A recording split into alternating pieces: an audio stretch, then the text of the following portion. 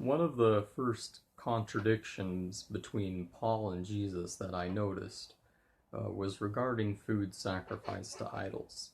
And so I'm going to start with the words of Paul and transition to the words of Jesus on the subject to be able to introduce the idea to you. In 1 Corinthians chapter 8,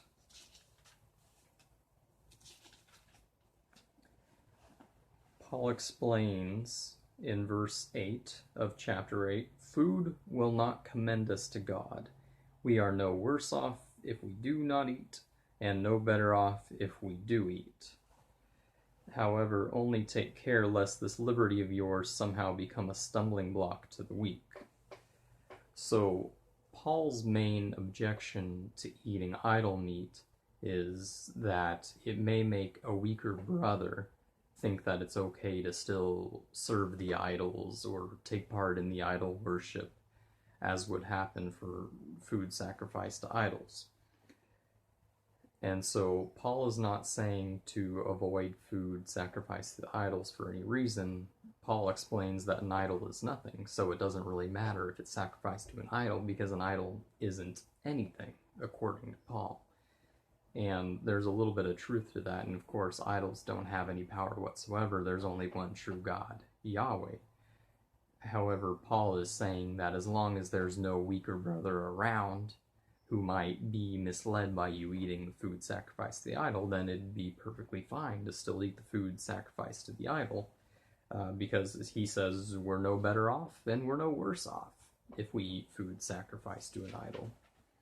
And in 1 Corinthians 10, verse 23, he says all things are lawful, but not all things are helpful. And that verse has been taken out of context to support a lot of terrible things, and I'm not going to go into that. But specifically in this context, he's again talking about food sacrificed to idols.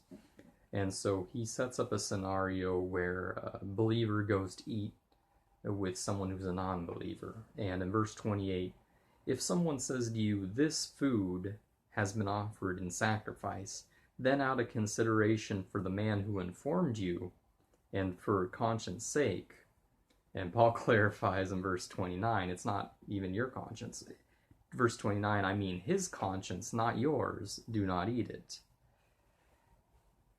And in verse 30, if I partake with thankfulness, why am I denounced? Because of that for which I give thanks. So eating to an idol is okay as long as you give thanks for it, but you need to be considerate of the conscience of the person offering food to the idol, because they worship the idol, they believe the idol is real and deserving of that worship, and so you might be dignifying the idol. And so it's for their conscience sake that you ought to be concerned about whether you eat the food of the idol or not. But of course, Paul just explained that food sacrificed to the idol isn't anything, so it doesn't matter really if you eat it or not. Everything's permissible. You're no better or worse off either way.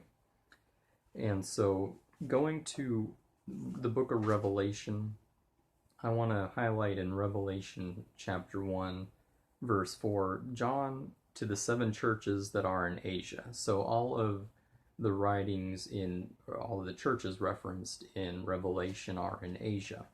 And so before continuing in Revelation, in 2 Timothy 1:15, Paul writes, "You are aware that all in Asia turned away from me."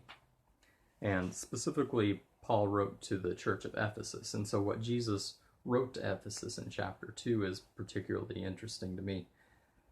And so in chapter 2, verse 1, to the angel of the church in Ephesus.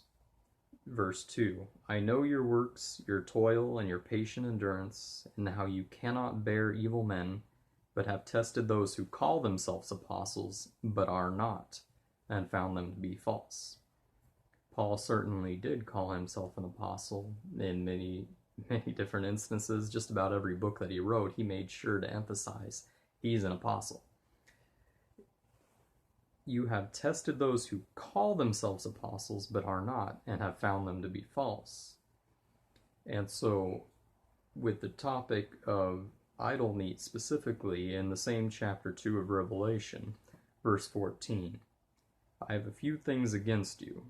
You have some there who hold to the teaching of Balaam, who taught Balak to put a stumbling block before the sons of Israel, that they might eat food sacrificed to idols and practice immorality.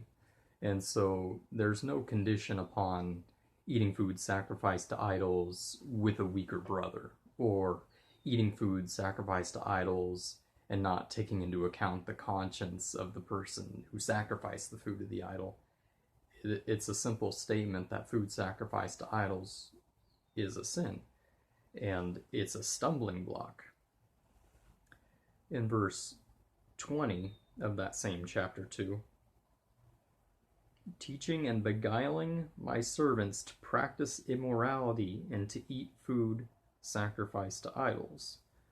So again, twice in that same chapter, Jesus is emphasizing that eating food sacrificed to idols without any conditions or exceptions is something that is a sin. It is beguiling his people to practice immorality, and there's no precedent in the law and the prophets that it would be okay to eat anything sacrificed to idols, because God, Yahweh, is a jealous God and would not condone worship of any other gods, any false gods. And so there's no reason to believe that suddenly Jesus came and it would be okay to eat food sacrificed to idols. And in fact, Jesus affirms here in Revelation through John that eating food sacrificed to idols is a sin, and he commends those churches which reject that. And one thing, again, to emphasize is it possible, in verse 2 of chapter 2 of Revelation, is it possible that Paul could be the apostle spoken of, which the church of Ephesus tested? It says, you have tested those who call themselves apostles, but are not, and have found them to be false.